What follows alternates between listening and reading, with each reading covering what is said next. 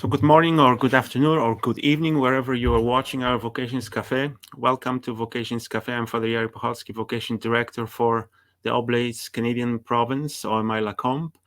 And in Vocation Cafe, we have a conversation. I have the guests from many different backgrounds, religious backgrounds, different vocations, married couples. Everybody has a vocation. And I'm so happy and honored today to welcome Father James Martin, who will be sharing with us about his experience of his vocation as a Jesuit, the smart ones. So, welcome, Jim. Could you introduce yourself just shortly, where you are, where you're tuning from, what's your main ministry? Sure. Thanks so much, and thanks for bearing with me with the time. I'm a Jesuit priest in New York City. I work at America Media, which is a Catholic media organization. I entered the Jesuits in 1988. I've been doing all sorts of things, but basically, my main work is as a writer, of course, as a priest in at America Media. And it's great to be with you. Thanks for inviting me. Once again, sorry for the time delay. My computer is on a Wonderful. different time, and it decided it was going to take a break. So thanks for everyone, and I apologize if people were waiting for this show. But great to be with you, Jarek, and thanks for inviting me on. I'm glad we can connect, and that's the technology. That's what life is all That's about. right. It's great when it works, not so good when it doesn't. Chimas, I remember I had a conversation with young people. We went for some conference, and between the breaks, somebody asked me, like, Father, tell us your vocation story. And I have to really pause for a moment because I thought, what is my vocation story? Like, how did I discover my vocation as an oblate, as a priest? So, Jim, what is your vocation? What's Yeah, your well, vocation story? it's funny you should say that, Jarek, because I tell it so often that I'm so used to telling it. I did not grow up in a very religious Catholic family. We were Catholic, but not super Catholic. Um, and I went to the University of Pennsylvania's Wharton School of Business, and I studied finance. We used to say finance, not finance, because finance sounds better. It'll get you $10,000 more in your starting salary. That sounds like. I worked for General Electric, formerly Great Company, now fallen on hard times, for about 6 years in New York City and in Connecticut. And eventually I just realized that I wasn't in the right place. And how did I Mm, realize that? I just saw people around me who just loved working in the corporate world. And I just found it more and more difficult and more onerous. But I didn't see the way out. I didn't see, like, what am I going to do? I studied business and I work in business and I didn't see any way out. And one night I came home, I turned on the TV and there was a documentary about Thomas Merton, which I'm sure a lot of people in the Vocations Cafe know about. He was a Trappist monk, and I saw this documentary on public television, and it was just so beautiful. I just found it beautiful. I think the word romantic comes up. It was just so kind of appealing, and living in a monastery. And I read The Seven Story Mountain, which blew me away. It's not a book for everyone. Not everybody likes mm, that book. And then I started to think about being a priest. I didn't know anything about religious, so I didn't know anything about the OMIs or the SJs or the OFMs or the OPs. I knew nothing about them.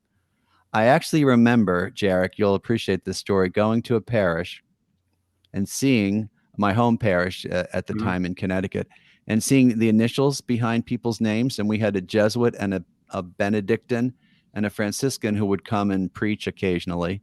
And I remember thinking, well, those must be like academic degrees.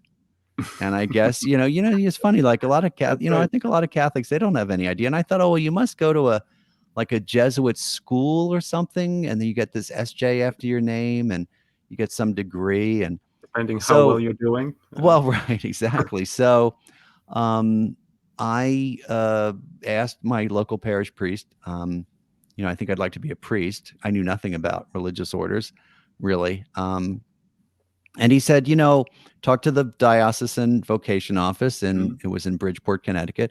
And he said, you might as well talk to the Jesuits because they're up the street at Fairfield University. And that's how that happened. And I met them and they just seemed really interesting and fun and curious and different. And I entered the Jesuits, in 1988, and all my friends thought I was crazy. So I didn't do a whole lot of research. A lot of people say, "Oh, I'm going to look at the OMIs, and I'm going to look at the Dominicans, and I'm going to look at the Franciscans." Yeah. I just said, "Well, these guys seem pretty good," and So, and I'm That's what I still found in. interesting with the vocations, and these days when I'm talking to the young men, is quite often they're discerning many ways. So they will Mm, try Franciscans, they will try mm, Jesuits and Oblates, but so often in the vocation it happens like it's God's calling in the end. yeah. So it's interesting. Maybe you can share with us a little bit about the Jesuits' vocation and charisma itself.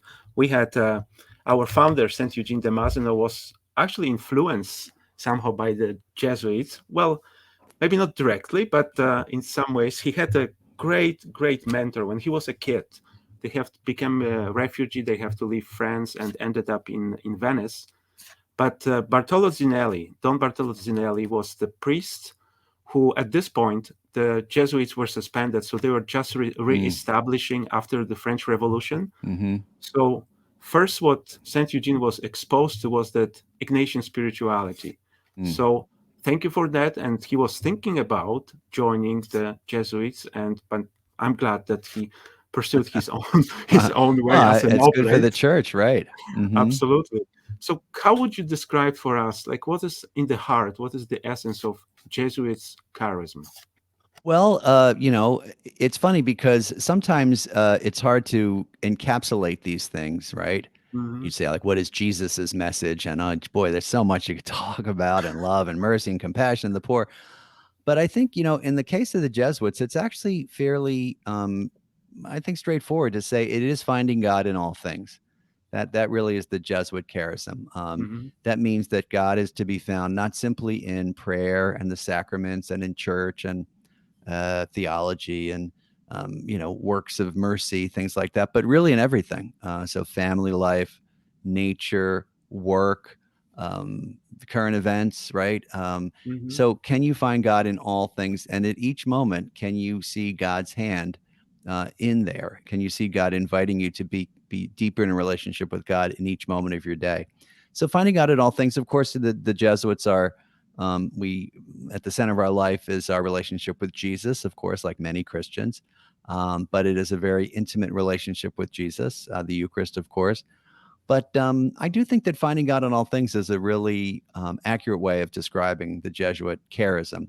Hmm. And that it works for not just Jesuits, but for lots of people. So sometimes we say not just Jesuit spirituality, but Ignatian spirituality after St. Ignatius, which because Jesuit spirituality, I think, has the connotation of it's only for Jesuits, and part of Hmm. Jesuit spirituality, not to get too technical, but it includes the Jesuit constitutions, right, Yeah. which do not really apply to lay people. Though I think it's like other religious orders. more and more this understanding of the religious orders comes to life. Like we quite often will refer now to more to the charism of Saint Eugene rather than the Hmm. oblate charism, Yeah, because and lay people, anybody can embrace that right. what Saint Eugene had or Saint Ignatius and really live their lives. I notice as a Jesuit that you have one of your brothers, like he seems to be like walking all around in white, and you can see him sometimes on television and That our Pope guy. Francis. Yeah, I I know think you had the he's chance. from Argentina, right? The fellow from Argentina. Yes, Hmm. that's one. I think You had I've the seen chance to him. meet him. I You met have. him actually. How was that experience when you sat down across the table with him in his private audience? Oh, it was amazing. Now, I think people have this idea of Jesuits as we're always flying over to Rome and we're always meeting. This was a big deal for me. And Uh, I had never met, I shook his hand once at a mass. I'd never met John Paul. I'd never met Benedict. And so to sit down with him was really amazing. I'll tell you, one of the funniest things was I felt very relaxed mhm, and he put me at my ease. I think it was helpful to know that he's a Jesuit, so um, there's a certain shared language and vocabulary and experience. I knew that he did the spiritual exercises. He knew that I did the spiritual exercises. But it was a wonderful experience. And we talked about specifically, I do a lot of work with the LGBT community. And so we talked a lot about that. He was very encouraging, but, a lot of laughter. And then a couple months ago in November, well, I guess about 6 months ago now, I met him mhm. again and we had an even longer conversation. So it was great. It's very, he's just a nice guy. I mean, he's funny. Yes, He he laughs. is. And I think I expected it to be more, kind of frightening, or sort of Hmm. what's the word I'm looking for? Kind of foreboding, right? Oh my gosh, Yeah. It's the him Pope sitting after across. all, Well, right? right, he is the Pope, and but he was very relaxed and super supportive. So I just, it was a highlight of my life. I really think it was one of the highlights of my life. I can't. And I thought, who am I? Because I am not. You know how these things work in religious orders. I'm not the superior general. I'm not a Yeah. provincial. I'm not a bishop or a cardinal or an archbishop. So I don't really, I don't go to Rome for those kinds of things. So that was a big grace in my life. There's one thing that Pope Francis invited you to be on the communication Hmm. dicastery as well. Can you tell us a little bit what that's all about, or what's your role there? Yeah, so it's the dicastery for communications. Now, before, the different Vatican offices were a secretariat or a pontifical Hmm. commission or a congregation. He changed it all to dicastery, which basically means an office, the office of communications. And I don't work there full time. They have a staff over there. And basically, what they do is all the Vatican's communications externally. So that would be the Holy See press office, the Pope's social media accounts, L'Osservatore Hmm. Romano, anything that you see that is coming out of the Vatican is coming from them, right? Now, sometimes the Pope sends things out, on his own, and so a consultor helps them with their strategy. And uh, we just came out with a document a few weeks ago on the use of social media, which is really lovely, called Toward Full Presence. And I really enjoyed. I've been Yes. over there twice now for these meetings. It's fascinating. But I have to Mm. say, I'm not a staff member. I'm not a member. I'm not over there all the time. They kind of call on me when they need help and when they need advice. And I helped a little bit with the new document, for example, as we all did. So it's It's a fascinating, great document actually, like, and it isn't was it? needed to be said about the presence in social media. I mean, social media Hmm. is it's a part of our life, and especially Hmm. the life of young people. If we want to be present there in the right way, Jim, Yeah. the one, Go ahead. I'm yes, sorry. the No, I one was thing I going to want to say ask that you. I was going to say that I'm sorry, one of the things that they were reflecting on is just that, as you were saying, Jarek, that people are there, people live there, Hmm. and that we have to engage them there. And I think one of the most beautiful um, sort of themes of that is using the story of the Good Samaritan to help us understand how to be on social media. Can you be a good Samaritan? Can you be charitable? Can you listen to someone? Can you encounter even someone that you feel is different than you, like as the Good Samaritan did with the beaten man by the side of the road? Yeah, So I think it's a beautiful document. I hope people read it too. well, share it, and hopefully we'll read it. That's because there's lots of great insights there. Hmm. Jim, I want to ask you about experience that you had on your journey as a priest, as in your vocation. You mentioned you went to Kenya Mm-hmm. for a couple of years, I believe.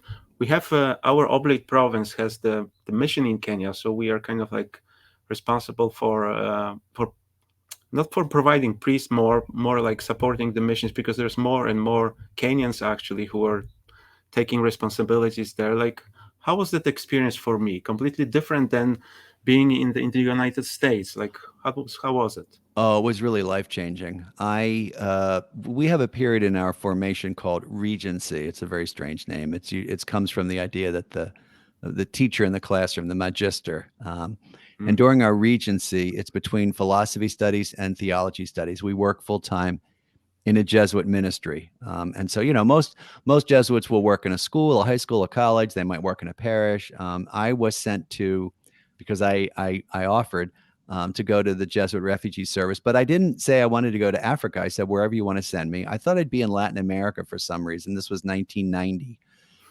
Excuse me. And they said, well, the greatest need, which is one way that Jesuits have of discerning, is in East Africa. mhm. So they sent me to Nairobi. I never thought I would be in Nairobi, and I loved it.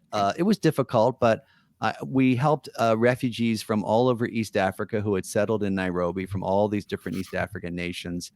You think of what's around Kenya, Somalia, Sudan, Uganda, Rwanda, all these different places. A lot of them that were going through crises, wars, and things. We helped them start small businesses and support themselves. And then we started a little Mhm. shop that sold their handicrafts. And it was fascinating. It was absolutely fascinating. And, Jarek, sometimes I'd be walking down the street in Nairobi And I'd be thinking, oh my gosh, I'm in Africa. I can't believe this. And I really fell in love with it. It was hard. I mean, not to say that Yeah. it wasn't hard. It was hard work. And working with the refugees, whose lives were really difficult, was hard and complicated. And they could face a lot of violence in their lives. Yeah. And I wasn't an expert, but I really grew to love the people and the refugees and the work. I think I'll have to say something. I don't normally share this, but I think when I get up to heaven, God willing, if I do get up to heaven, and God says to me, "What did you do with your life?" I'm going to say, I worked with refugees. That's one thing I did that I'm That's really, true. it's more important than the books, or I would say, or even the LGBT work, because it just for some reason it really kind of grabbed me, and it really changed me.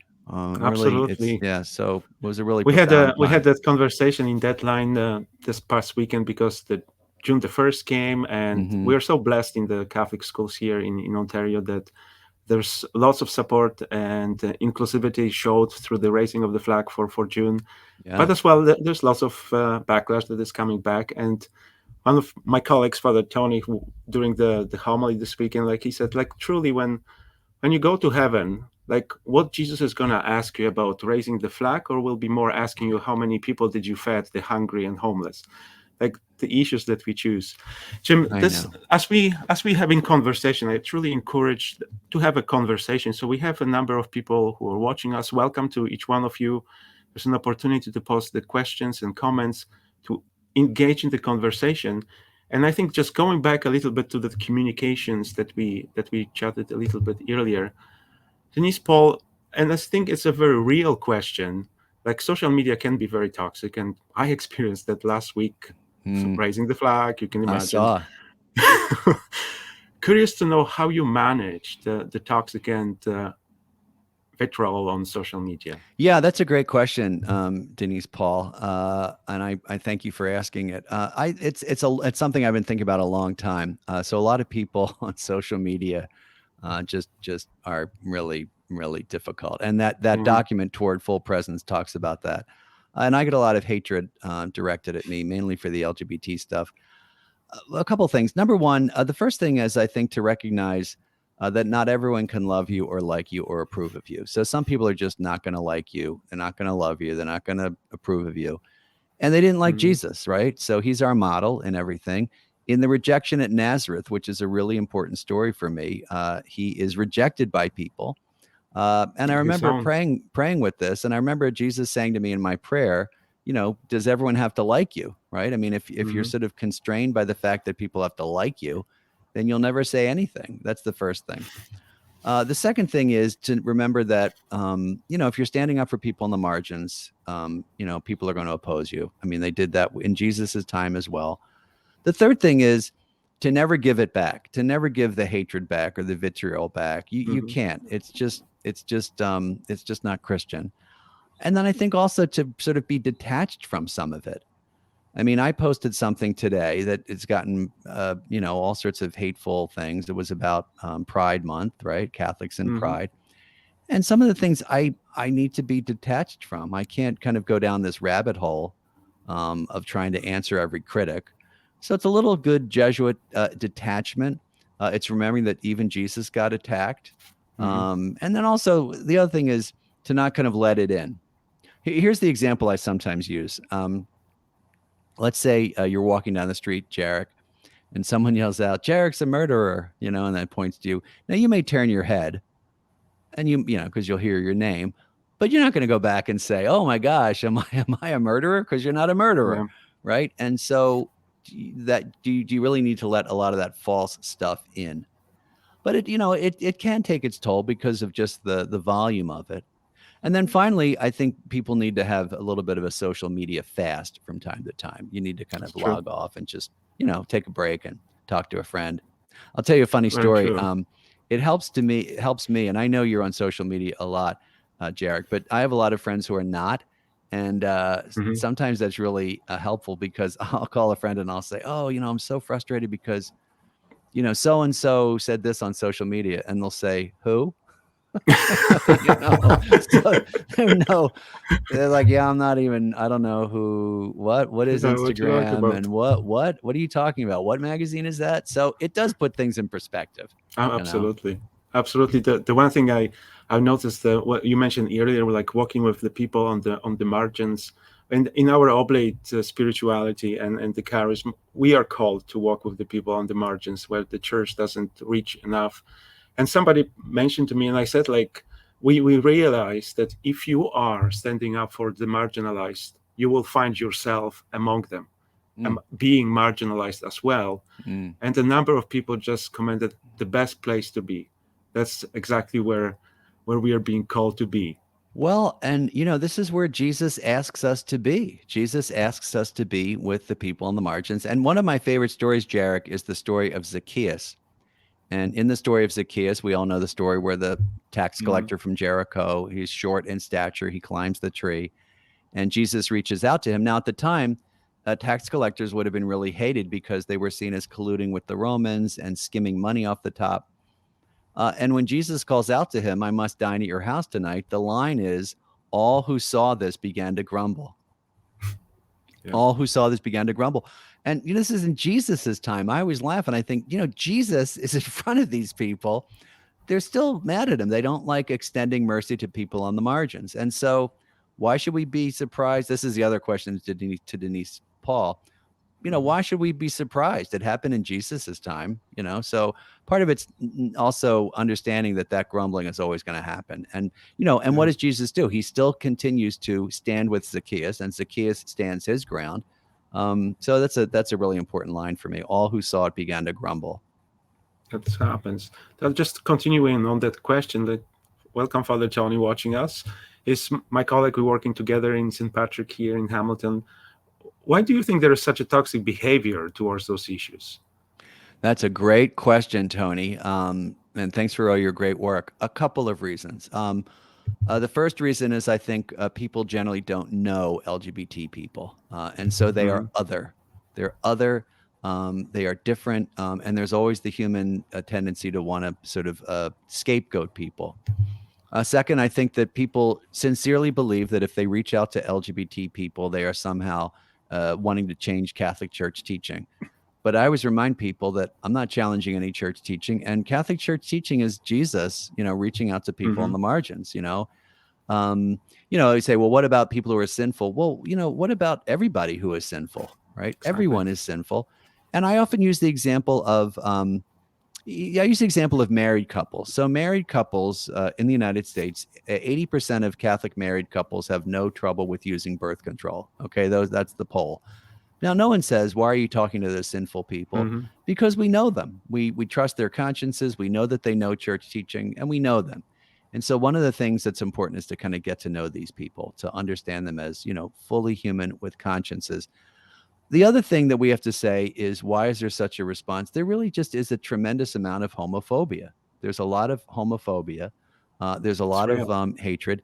And then here's something that I've realized over the past couple of years, and it's going to sound funny. It's not meant to sound funny, but when you drill past all of these things, when you drill past the theological stuff, the political stuff, the sociological stuff, the Mm-hmm. ecclesiological stuff, the spiritual stuff, sometimes people are just mean. I think we Yep. have to remind ourselves of that. Sometimes there are just some mean people around. When I go online and I see people who might not disagree with, I'm not talking about disagreement or questions. I mean, just mean. Mm-hmm. And there have always been mean people. There are mean people in schoolyard playgrounds. There's mean people in, public transportation. There's mean people in offices. And I think that's just a kind of mystery that we have to accept and be aware of. So a lot of times we try to come up with reasons for these things, and one of the reasons is some people are just mean. They're cruel. And so and Jesus knew that too. One of the passages I find just extraordinary in the Gospels is when he is on the cross, people still come and make fun of him. Mm-hmm. That's just mean. And so we still see that today. It's happening. I mean, the gospel is being lived right now at the Yeah. moment. Jim, going back to conversation about your involvement in the ministry with LGBTQ people. Eleanor is one of our Oblate associates, and we have a parish, the Oblate Parish, St. Joseph's Parish in Ottawa, who is very much inclusive and supportive. So thank you to you for the work that you're doing with the community and outreach that inspired her, Eleanor herself, to start a small ministry of spiritual accompaniment in Ottawa, in St. Joseph's Parish there. And thank you for your blessings. Jim, tell us how that started for you. Like Eleanor got inspired and started accompanying the people in the parish. Like how that involvement started for you. Yeah, well, first of all, I want to thank Eleanor. I see her smiling face in the little thumbnail. It's really wonderful. And thanks for your great work in Ottawa. It's a very strange thing, Jarek. I did not start off, my Jesuit life saying, I want to work with That's LGBT gonna be. people. Mm-hmm, They didn't even have that term back when I entered in 1988. And I really, when I was working at America Media after my ordination, which is where I still work, I didn't really do a whole lot of LGBT work. That changed in 2016 after the Pulse nightclub massacre in Florida, where 49 people were killed. And I saw that the bishops in the United States, I felt their reaction was really kind of tepid. It was the mm-hmm, largest mass shooting in U.S. history. And so I did a Facebook video talking about how we needed to stand with these people who seemed invisible even in death. Like, even in death, this community was invisible yeah, to the church. And that led to this book, Building a Bridge, which got lots of reaction, both positive and negative. And that led to, invitations to talk. It led to I spoke at the World Meeting of Families in 2018. I met with the Pope in mm-hmm, 2019. And so eventually we started this website called Outreach. And the original impetus was to start a conference that would bring all these different groups together. Because when I was in Ireland for the World Meeting of Families, I realized that a lot of these groups, like, maybe like Deborah's group, might not know about another group, overseas, or might not know about mm-hmm. another group even in Canada or in the United States. And so I thought to bring everybody together was kind of the goal. And out of that came the conference, and out of that came outreach. But I have to tell you, I was just talking about this with a friend today. I did not sit down and say, this is what I want to do. It just was kind of God leading me step by step. And frankly, if you had said to me, what are the three things you don't want to do? I would say, do something controversial, because I don't like controversy, run a Yeah, conference, and run a website. Those are three things you've that I got it don't want all. to do. Now I have it all. So God has a That's sense of humor.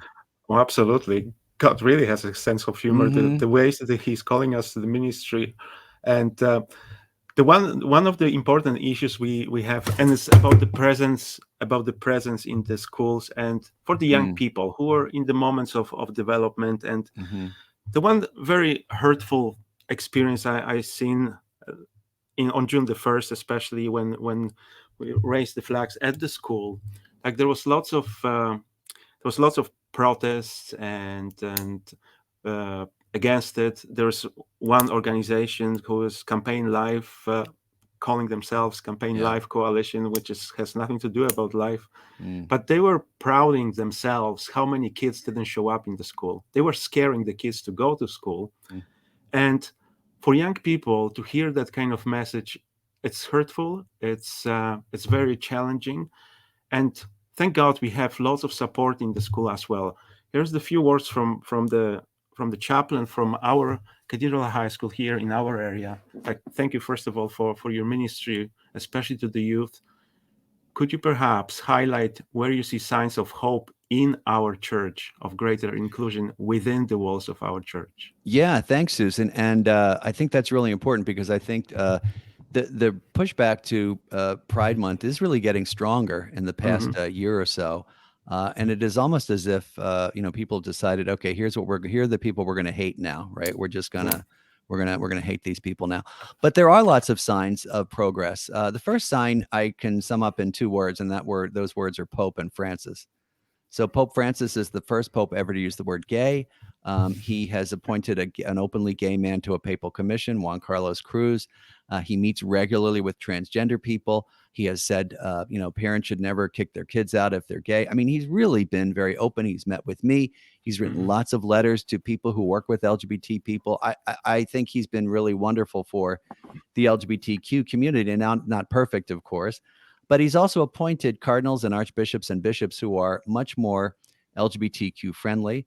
You have someone like Cardinal McElroy in San Diego Mm-hmm. who has said we have to rethink the catechism's comments on intrinsic disorder. So that's the first trend. The first trend is the kind of Pope Francis inspired trend, and that could end tomorrow. I mean, God forbid he dies tomorrow, God forbid. Mm-hmm. And at some point it will end. But the other trend I think that's happening is that as more and more people are coming out, more and more families are being affected. And as more and more families are affected, more and more parishes are affected, and more Mm-hmm. dioceses are affected. So they're affected in a very positive way. As they come to understand these people as real people, right? Not just as Yeah, stereotypes or categories. The other thing that's kind of an unusual thing that's happening is that, and it's something that's going unremarked upon, as more and more young people are coming out, that means more and more priests and deacons and sisters and brothers have gay nieces and nephews, LGBTQ nieces and nephews. very And true. that just changes the conversation. It just does. So I Mm-hmm. think those two things have been very positive, both of those trends. The one trend of Pope Francis and what he's doing, and the other trend of kind of more and more people coming out, really making the church, inviting the church to see these people in their totality. That's the one thing that I love working with the young people, that you accompany them on the journey. And it's one thing that they're still developing, they're still asking questions, and that's the beauty of it.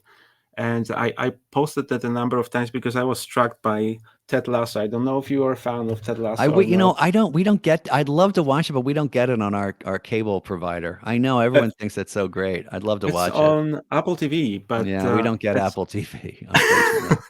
In but our the in one our thing that, Jesuit community, we're very limited. So well, that it's a great show. So if you had a chance, just watch it out. But the one thing, and I shared that story, and I shared the story with the kids as well when I went to the school on June the 1st. It happened in the soccer team or football team from our European perspective, and there was a one gay on the team, and he really was struggling, like how this is when I'm come out, like how I gonna be received by the teammates, how I gonna mm, be received by media, how I mm, gonna be received by the fans and all that stuff. And what was for me like an eye opener was the change in tune. So his teammates said to him, "Well, you're gay, so what? That's okay. We don't care." But his coach said, "Oh no, we do care." And that's such a different approach to it, that if you say, "Well, that's okay," like it's not much tolerance in it. We are not only looking for a tolerance, we are looking for support, yeah. like for being for the people, and for especially for young people. Mm. What would be your message to people who are walking on the shelves at this point, and asking the questions, seeing the hate, seeing the signs of hope as well? But like, what would be your main message to LGBTQ? To LGBTQ Catholics, you mean, or? Mm-hmm. Like, Yeah, yes. well, a couple things. Thanks for asking that, and I really do. I would love to watch Ted Lasso. We don't get it. Um, the first would be that very simple. First, God loves you. That's the first thing. God loves you. God created you. You have just as much a right to be in the church as anyone. If you're baptized, you're Catholic. You're just as much a Catholic as me or Jarek or your local pastor, the bishop, the pope. Right. So, sort of to claim your baptismal membership in the church. That's the first thing. Second of all, to come to know Jesus in the Gospels. Really, Jesus is always reaching out to people who feel marginalized, who feel other. Now, some LGBT people say, don't call me marginalized. I'm not on the margins. I feel Mm-hmm. fine. But I think when we think about the church, I think a lot of people do feel that way within the church. One of the most helpful things that I ever heard was repeated to me by a young man who heard it from a Jesuit priest named Howard Gray. And this young man came up to me and said, Howard Gray, who I know, he was at Georgetown University, he was a great spiritual master, said this young man who was gay, God loves you and your church is learning to love you. That thought was really That's a helpful. great saying. Yeah. And in which it's true. It's true. God loves you and your church is learning how to love you. And the church really is learning how to love its LGBTQ members. And I'd also say, it depends what the LGBTQ person would tell me, but I'd also say find a place where you feel welcome in the church. Find a Mm-hmm. parish where you feel welcome. find people who will welcome you for who you are, and really don't let some of those negative messages in. Some of that mean stuff in, because it's not. As I was saying, if someone Right. said Jarek's a murderer, you don't let that in. You don't give it much credence. It's not coming from God. That's wonderfully said. And like I've heard someone saying, like don't take your compliments, like if people complimenting you to your head, but don't get the critics to your heart. And I Ooh, think that's that's a, really that's a good. great saying, because like we tend to do that. Like We when do. somebody compliments us, it goes to our head, Mm-hmm. but when somebody criticizes, it just goes straight to our That's a heart. great. I'm gonna have to steal that. I'll say says Jarek Pachocki. No, that wasn't mine, or Okay. it's not my origin, but I've heard that. Jim, I think there's an interesting question here, and it might be complicated question actually. I wonder how you would approach that. Thank you, Christine, for sharing that. So, do you see opening gay or transgender priests coming out in next few years? I think there are already a number of gay priests who Yeah. came out. If a Yeah. transgender, okay, That's a hard maybe question. that's the first question. So let's say, do I see open? Do you see opening gay or transgender priests coming out in the next few years? If a transgender priest ever occurs, will that open things up for women as priests? Okay. I think we have to separate between Yeah, there's. gay and transgender. So there are gay priests. Now, what does that mean? People always freak out when I say that. That doesn't mean they're sexually active. It means they have a homosexual orientation. They're attracted to people of the same sex, and they're celibate if they're priests, Mhm. or they're, as Jarek and I are, they're chaste if they're in religious orders. I know them.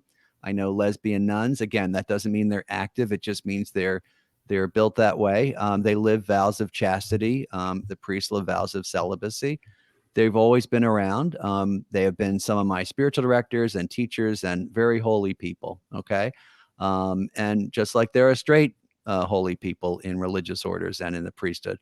Now, some of them are coming out, but it's still kind of limited. And one of the reasons is people always say, well, why is this? Especially if they're living celibacy. You would think, boy, this is Mhm. the group that should come out because they're living according to church teaching.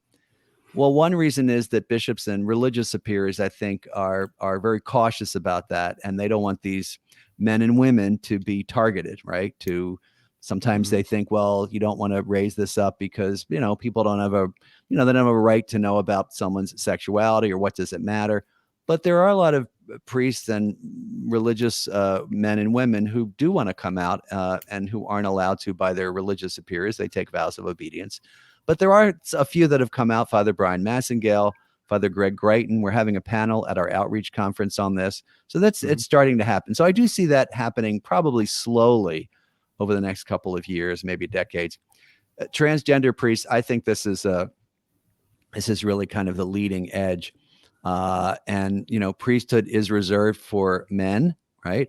And so I think the church is still reflecting on the transgender experience. So Mhm. I think that's not really going to happen anytime soon, right? That's all learning experience, and I think It is. I remember the conversations that we had here, because the flags weren't being raised for a number of years. It's very recent that in the Mm-hmm. schools the pride flag is being raised in June. But one of the conversations, or one of the arguments, was that the cross, it's enough sign of inclusion, that it sends the message that everybody is welcome, that everybody is included. But we always have to look at the context, because the same argument was used at the Crusades, the same argument was used at colonization, different context. But I think that's always learning, and for the church to be able to walk and learn, that's what Pope Francis, great Jesuit, is introducing as the synodality. Yeah, and I think when it comes to the pride flag, and I know that I know you've had your struggles in Canada. We certainly have our struggles here in the United States. What's happened is that I think people who are suspicious or outright homophobic have kind of defined it in a certain way. They say, "Oh, Mhm. pride is all about vanity, and it's a seven deadly sin." The kind of pride they're talking about is, "Hey, I'm proud to be Canadian," or "I'm proud to be an American." No one says, "Oh, you're vain for saying that," or "I'm proud to be Catholic," or "I'm proud to be Italian," or "I'm proud to be Irish." It's that kind of pride, but especially for the LGBTQ person, it's about human dignity, because these people, let's Mhm. be honest, In some 10 countries, you can be executed for being gay. Uganda just passed, incredible Yes, I've heard that. legislation, right? So this is a danger for people. In 70 countries, it's illegal. And in many countries, you can, even in the United States and in Canada, you're beaten up, you're harassed, you have violence against you. People make fun of you. And so for that group to claim their dignity, that's what pride is about. It's not about vanity. And look, I don't agree with everything in every pride parade and every float and every meme and everything. I mean, I don't agree with a lot of that stuff, but at heart, it's about dignity. It's about human dignity and saying to this group of people that have really been persecuted, let's be blunt, that these people are beloved children of God. And so I think I just wrote an article about it or reposted an article about it that Catholics can celebrate pride, and especially in churches which have, where a lot of LGBTQ people feel tremendously unwelcome. One of the statistics I heard recently that just blew me away is that LGBTQ's people chance of suicide, right, is higher if they're a member of a church. Wow. Because they hear these messages that are tied to God. And I think it's been really unfortunate that just in the last year, it's really been ratcheted up, and that it is okay. People see it almost as a call to treat these people as if they're the only people whose lives are not in conformity with church teaching. I mean, you don't see people going after married couples using birth control. That you just don't. You don't see these campaigns. And B, just kind of hating them and saying all sorts of hateful things about them, real slurs. So look, I think that it is really an invitation for us to stand with these people who are on the margins, even if, as in the story of Zacchaeus, all who saw this began to grumble. Very true. As we are concluding, great converse. Thank you, Jim, for sharing all of this with us. This is words from Dr. Carol Kosmowska. She's teaching in our St. Paul's University in Ottawa. And I think that's beautifully sums up what we are talking about. It's a hopeful progress. People can be transparent about themselves, that people can be truly who they are. So thank you, Carol, for sharing that with us. And Jim, I'm very grateful for making your time, that you were joining us here, and truly, especially in June, in this time when people are asking questions and they are honest about it. They want to deal and see how LGBTQ issues are real and what it means for the church, how to deal with it. So thank you for being here with us, and thank you for sharing that experience. Well, thank you. First of all, thank you for your own work with the LGBTQ community. Thank you. Thank you for your work with Vocations.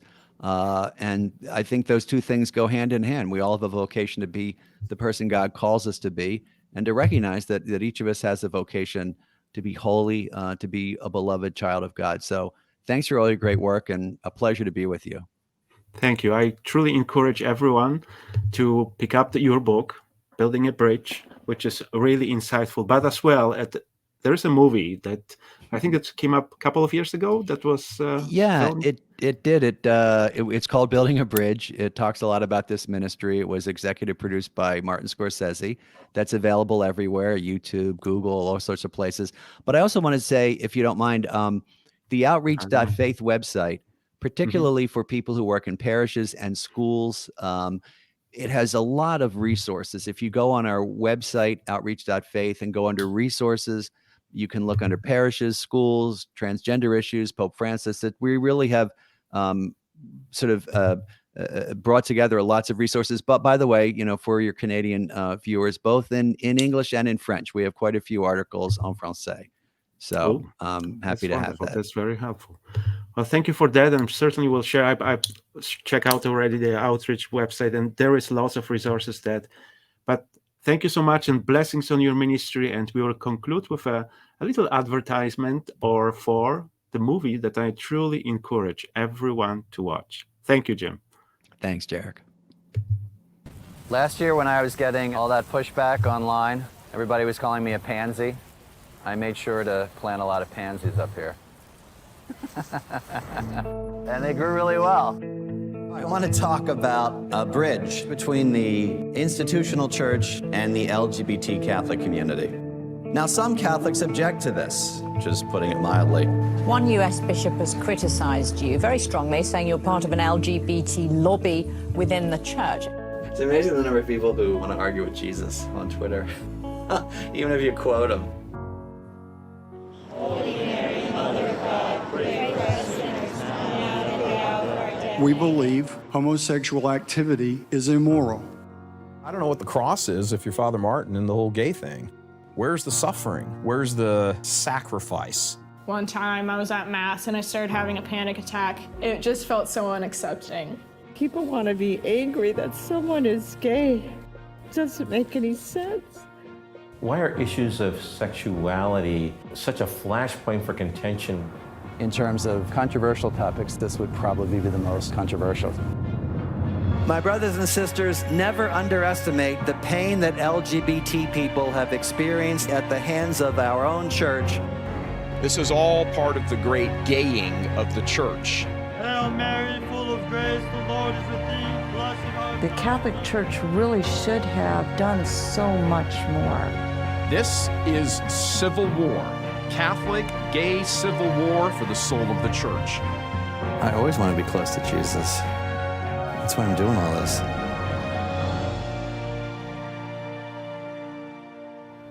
Here comes the sun. Where's our rainbow?